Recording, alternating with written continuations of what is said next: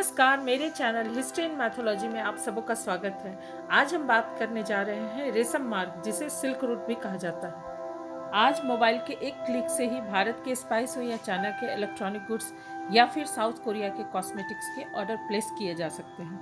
और cargo ship या air freight से 8 से 10 दिन में ग्राहकों तक सामान आसानी से पहुंच जाता है, सुदूर विश्व के कोने से भी। लेकिन प्राचीन काल में ऐसा नहीं था। एक्चुअली सारी सभ्यताएं, Indus valley civilization, Greece civilization, Egyptian civilization हो या चाइनीज सिविलाइजेशन, ये सारी सभ्यताएं रिवर बेसिन में पनपी थी और एग्रीकल्चरल बेस्ड थी। जैसे जैसे इन सभ्यताओं के लोग अपनी ज़रूरतों के लिए अपनी सीमा से बाहर निकले, उन्हें नोमैडिक लोगों से सामना करना पड़ा। इनमें आपस में फाइट और वॉर भी हुआ, लेकिन exchange of trade and commerce and cultural exchange भी हुआ। धीरे धीरे लोग ट्रेड एंड कॉमर्स के महत्व को जानने लगे और सिल्क रूट इसी का परिणाम था। सिल्क रूट एक ऐतिहासिक ट्रेड रूट था, जिसमें न सिर्फ सड़क मार्ग बल्कि समुद्री मार्ग भी शामिल था। यह एक सिर्फ सड़क ही नहीं था, बल्कि मल्टीपल रोड्स का नेटवर्क था, जो चीन, Bharat, Persia, Arabia, Greece, Italy, Rome और फार ईस्ट सभी को जोड़ता था। संक्षिप्त में कहें तो ये ईस्ट और वेस्ट के बीच एक ब्रिज था।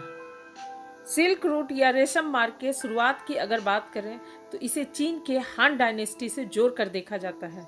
ऐसा कहा जाता है कि क्वेन नाम का एक चाइनीज ऑफिशियल व्यापार के लिए मार्ग ढूंढने के सिलसिले में 13 वर्ष के लिए डिटेन कर दिया गया था। बाद में किसी तरह एस्केप करके उसने दूसरे रूट का सहारा लिया था और सेंट्रल एशिया में पहुंच पाया। वास्तव में सिल्क रूट के अस्तित्व में आने के पीछे कई अधिकारियों और व्यापारियों की खोज और मेहनत थी। सिल्क रूट में जगह जगह बनाया गया था ट्रेडिंग पोस्ट। इसमें मार्केट, स्टोरेज प्लेस और गेस्ट हाउस शामिल थे।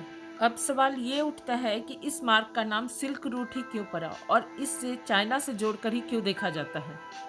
आपको ये बता दें कि सिर्फ चाइना ही सिल्क यानी रेशम का उत्पादन और उससे कपड़ा बनाने की कला को जानता था, और एशिया के साथ अफ्रीका, यूरोप में सिल्क का काफ़ी डिमांड था। और ये सिल्क का कपड़ा वेल्दी और धनाढ्य लोगों की इतनी पसंद थी कि कई लोग सिल्क के व्यापार से जुड़ते चले गए। चाइना की सिर्फ सिल्क ही नहीं, पॉटरी, गन पाउडर और पेपर भी सारी दुनिया में ट्रेड के माध्यम से एक जगह से दूसरी जगह भेजी जाती थी। इसी तरह से इंडिया के spices and cottons and every and James और यूरोप से ऑलिव एंड वाइन्स इसी रास्ते से एक दूसरी जगह पहुंचाए जाते थे। इस सिल्क रूट से न सिर्फ ट्रेड एंड कॉमर्स होता था, बल्कि कल्चर का भी एक्सचेंज होने लगा।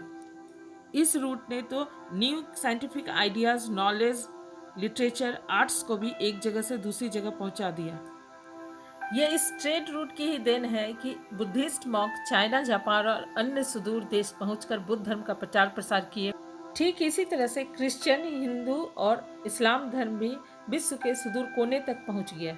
एक लाइन में कहा जाए कि ये ग्लोबलाइजेशन के तरफ पहला कदम था। बाद में कुषाणों के साम्राज्य में सिल्क रूट के एरिया पर कुषाणों का आधिपत्य हो गया और चीनियों की पकड़ धीरे धीरे ढीली पड़ गई। धीरे धीरे सिल्क रूट भी एक्सटिंक्ट यानी मृत प्राय हो गया।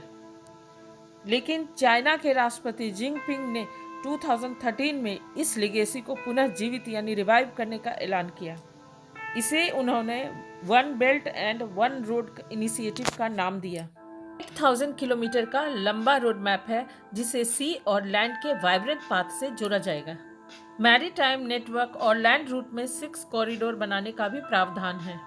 इसमें शामिल देशों को व्यापार के लिए इंफ्रास्ट्रक्चर तैयार करने होंगे। में airport, sea port, railway, power plant, gas pipeline, refinery और कैनल बनाना भी शामिल है। इसका एस्टिमेटेड कॉस्ट $8 ट्रिलियन बताया गया है।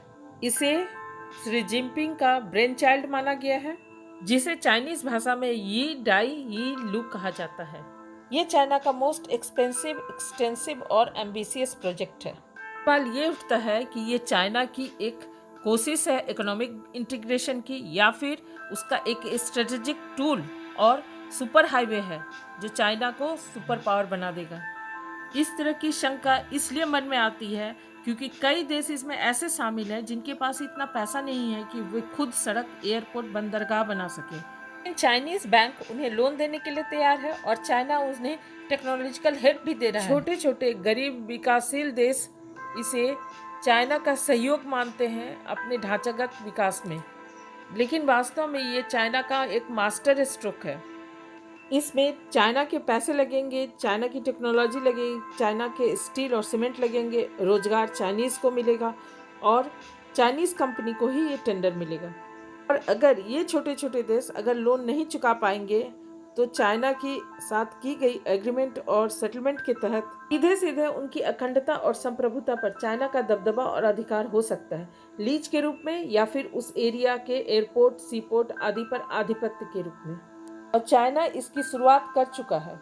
जिबूटी का ओबोक मिलिट्री बेस 10 साल के लिए चाइना के हाथों में आ गया है लीज पर। चाइना का हम्बनटोटो सीपोर्ट 99 ईयर्स के लिए चाइना के हाथों में आ गया है लीज के रूप में। पाकिस्तान का 1000 स्क्वायर किलोमीटर चाइनीज के कब्जे में आ चुका है।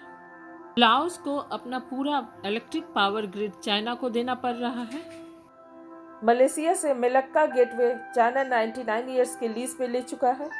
इस प्रकार स्पार्कलिंग इकोनॉमिक डेवलपमेंट की आस में कई छोटे छोटे गरीब देश ये चाइना के लोन के मकड़जाल में फंस चुके हैं। चाइना यदि इस प्लान में सफल हो जाता है तो उसे महाशक्ति बनने से कोई नहीं रोक पाएगा। सोवियत संघ तो पहले ही टुकड़ों में बंट चुका है और रूस उतना पावरफुल नहीं रहा पहले की तरह। तो एक बचा अमेरिका। चाइना सिल्क रोड को रिवाइव करने के मास्टर प्लान की आड़ में छोटे छोटे गरीब एशियन और अफ्रीकन देश पर दबदबा जमाकर पैसिफिक और अटलांटिक ओशियन तक पहुंच जाएगा अमेरिका को आंख दिखाने के लिए। सीपेक के अंतर्गत चीन पाकिस्तान में हाईवे और रेलवे का नेटवर्क बनाने जा रहा है, जिसमें ग्वादर सीपोर्ट के अलावा 1100 किलोमीटर का मोटरवेज, कराची और लाहौर के बीच काराकोरम हाईवे, ये सभी शामिल हैं। चीन ये अच्छी तरह जानता है कि ये सारे विकासशील देश लोन कभी नहीं चुका पाएंगे और वे चीन के इकोनॉमिक ट्रैप में आसानी से फंस जाएंगे। चीन इस ड्रिप प्रोजेक्ट के जरिए पूरे विश्व पर राज कर पाएगा, लेकिन 2020 में आए कोरोना ने चीन की इस ड्रीम प्रोजेक्ट को बिल्कुल बर्बाद करके रख दिया है। विश्वव्यापी आर्थिक मंदी के चलते कई गरीब देश ना तो लोन दे पा रहे हैं ना तो ब्याज दे पा रहे हैं। चाइना के उधार देने वाले बैंकों का वापस पैसा नहीं लौट पा रहा है। राष्ट्रपति जिनपिंग का ड्रीम प्रोजेक्ट का रोड मैप बिल्कुल ब्लॉक सा हो गया है। उम्मीद है सिल्क रोड या रेशम मार्ग पर बना हुआ ये वीडियो आपको जरूर पसंद आएगा। अगर पसंद आए तो इसे लाइक कीजिए, मेरे चैनल को जरूर सब्सक्राइब कीजिए। Thank you.